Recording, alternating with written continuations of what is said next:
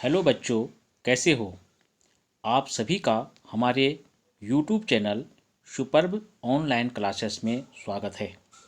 आज हम क्लास 1 के मैथ्स का पहला चैप्टर शेप्स एंड स्पेस को पढ़ेंगे। यदि आपने हमारे YouTube channel superb online classes को सब्सक्राइब नहीं किया है तो इसे सब्सक्राइब करना न भूलें। तो अब हम पहले चैप्टर शेप्स एंड स्पेस को पढ़ते हैं। Shapes and space. शेप्स का मतलब होता है आकृतियाँ या आकार। जैसे कि आपने बहुत सारी चीज़ें देखी होंगी जो अपने एक आकार में बनी होती है, जैसे कि ट्रायंगल, रेक्टेंगल, स्क्वायर इत्यादि। और स्पेस का मतलब होता है स्थान या जगह। इनसाइड। इनसाइड का मतलब होता है अंदर। आउटसाइड। आउटसाइड का मतलब होता है बाहर। यह लेसन शेप्स एंड स्पेस से संबंधित है। इस लेसन में एक अरब और उसका ऊंट होता है। अरब कौन है? अरब एक मानव जाति है जो कि पश्चिम एशिया और उत्तरी अफ्रीका में रहते हैं, जिन्हें अरब या अरबी भी कहा जाता है। यहाँ पर अरब और उसके ऊंट की आपस में बात हो रही है, तो देखते हैं आगे क्या होता है। The Arab and his camel.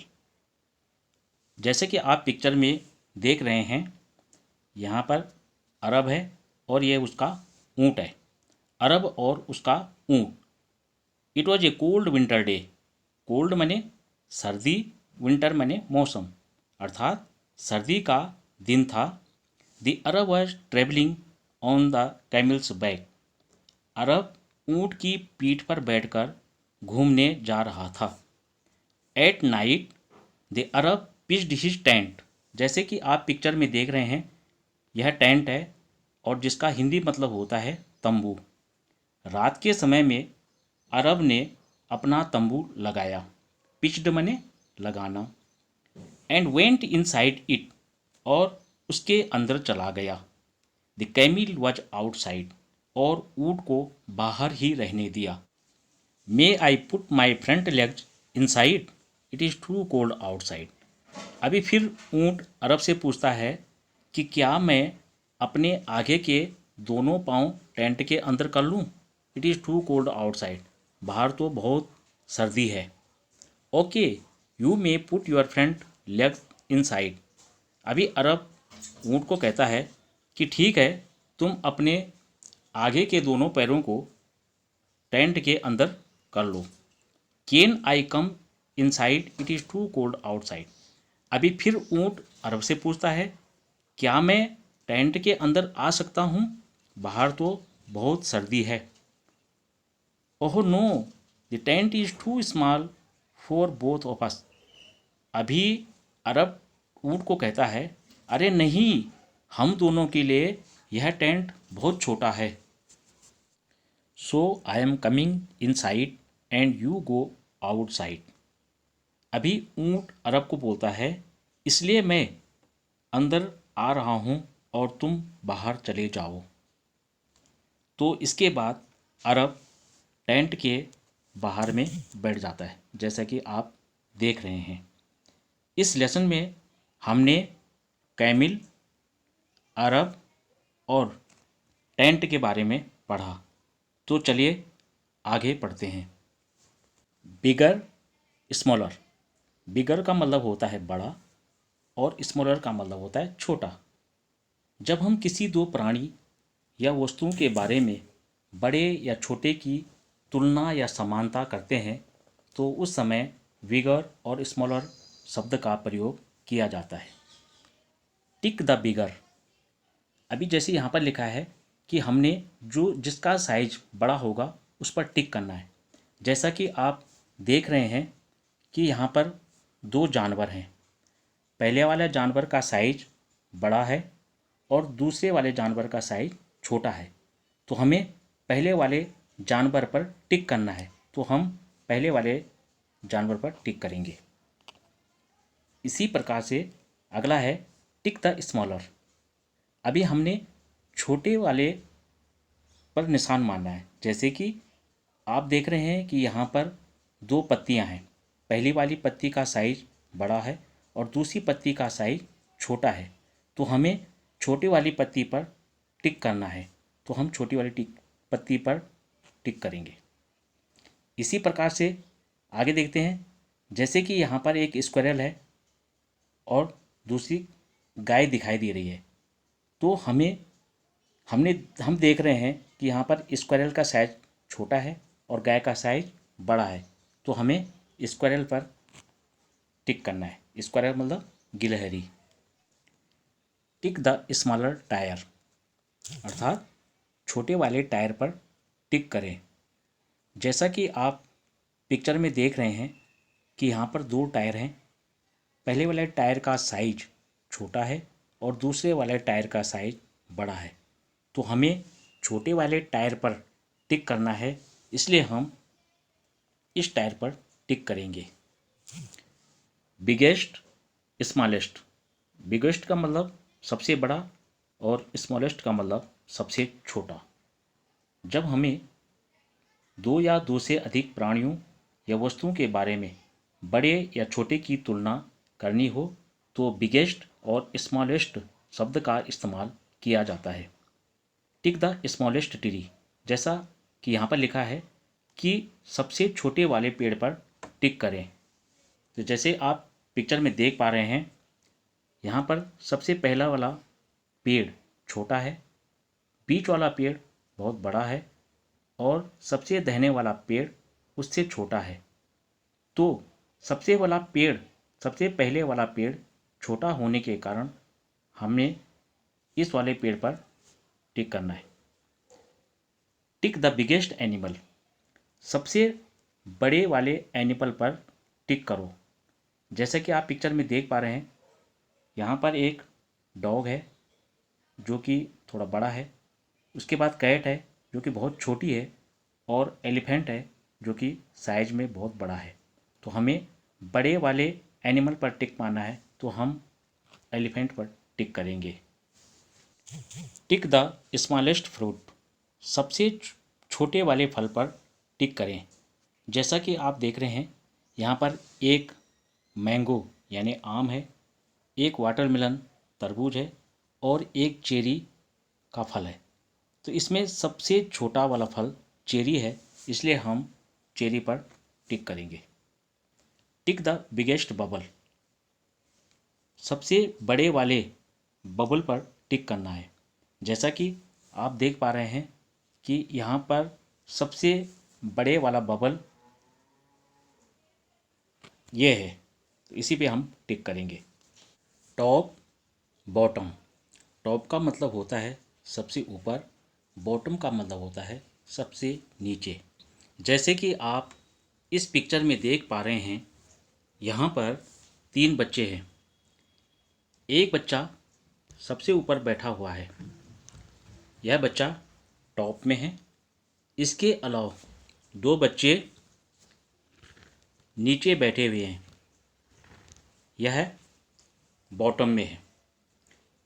इसी के आगे देखते हैं, यहाँ पर एक पेड़ है, पेड़ के सबसे टॉप में यहाँ पर एक चिड़िया बैठी हुई है, यह चिड़िया टॉप में है।